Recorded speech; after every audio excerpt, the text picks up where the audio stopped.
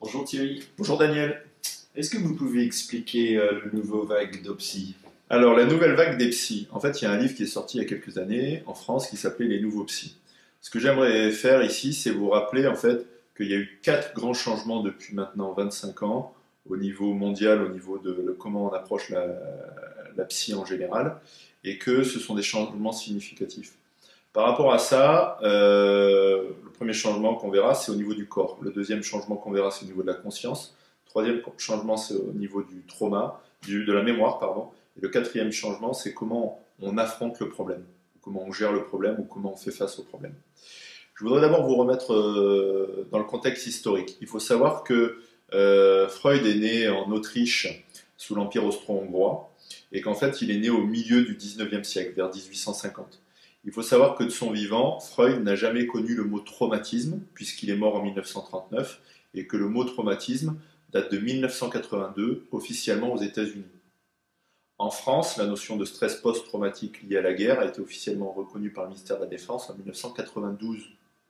Alors qu'on savait très bien que les gueules cassées de 1914, vous voyez, avaient déjà été bien traumatisées. Mais il faut savoir qu'après 1900, durant la guerre, en fait, on imaginait que c'était des paresseux et qu'on voulait les remettre on voulait les remettre on voulait les remettre au combat sur le front. Donc, le mot stress, pour revenir à la notion historique, le mot stress date des années 1930 avec le docteur Anseli. Et comme le disait le docteur Henri Laborie, jusque dans les années 70, on savait quasiment rien sur le cerveau en fait.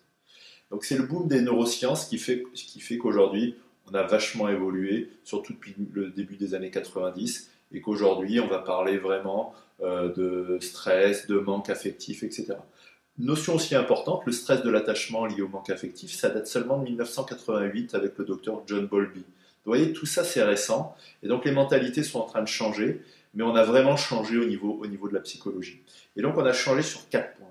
Le premier point, c'est au niveau du corps. C'est-à-dire qu'avant, on avait une psychologie qui était plutôt une psychologie de l'inconscient, du psyché, qui était plutôt une psychologie intellectuelle où on parlait, blablabla, bla, bla, bla, mais on n'intégrait pas vraiment le corps et les réalités neuroscientifiques du cerveau des émotions et du, corps, et du cerveau corporel. Ça a été une des grandes erreurs de Freud. C'est que Freud, paradoxalement, était médecin, mais il a coupé vraiment la médecine de la psycho ce que vous voulez. Et en fait,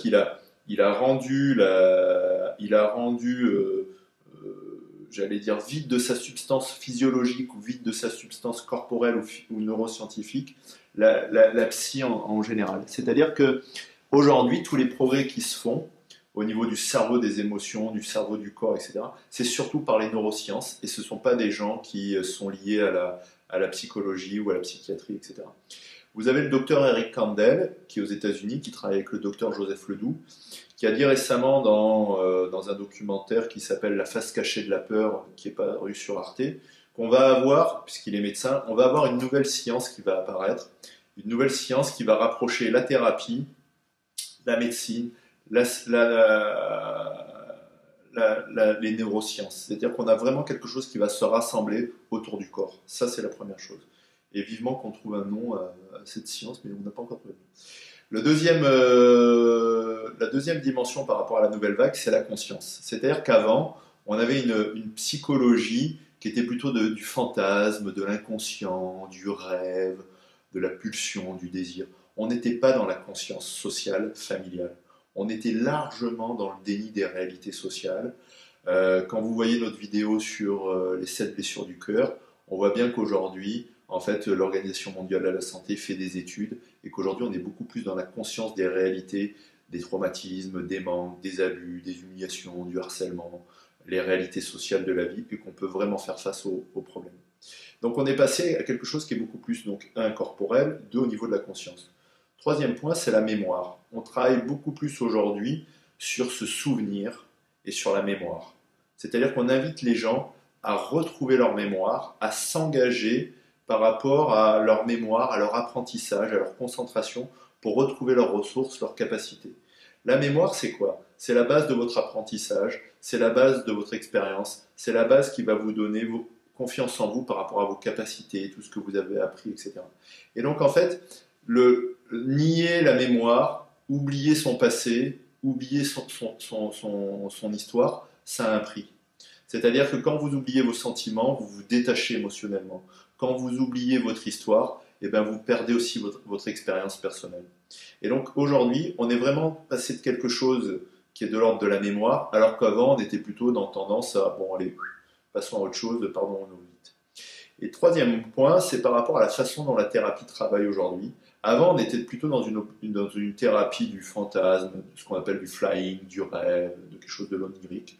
Alors ça permettait d'avoir de la distance par rapport à soi, c'est-à-dire ça apportait un bien-être, parce que bon, bah, parler ça fait quand même du bien, mais on n'affrontait pas vraiment les problèmes, on s'indignait pas vraiment par rapport à l'abus, on s'indignait pas par rapport au traumatisme, on s'indignait pas par rapport aux réalités sociales, on s'indignait pas aux réalités dans nos tribus, je vais dire ça comme ça.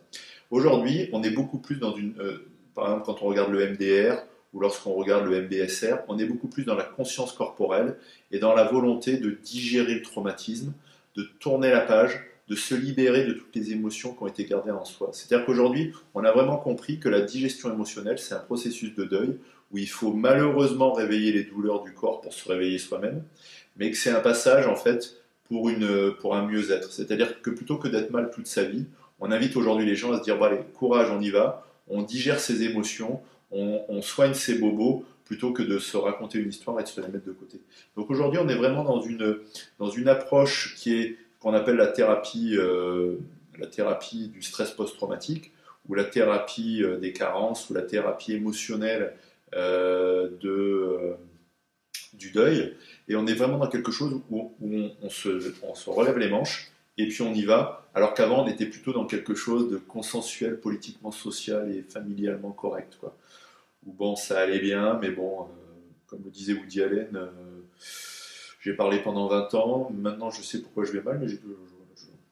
Allez, j'arrête le sujet, je ne veux pas polémiquer, mais voilà, aujourd'hui les choses sont en train de changer, donc positivons, et on est en train de le voir, c'est une nouvelle vague mondiale, et cette nouvelle vague mondiale, elle vient beaucoup des États-Unis, elle vient beaucoup des pays anglo-saxons qui sont en avance sur les nouvelles connaissances neuroscientifiques.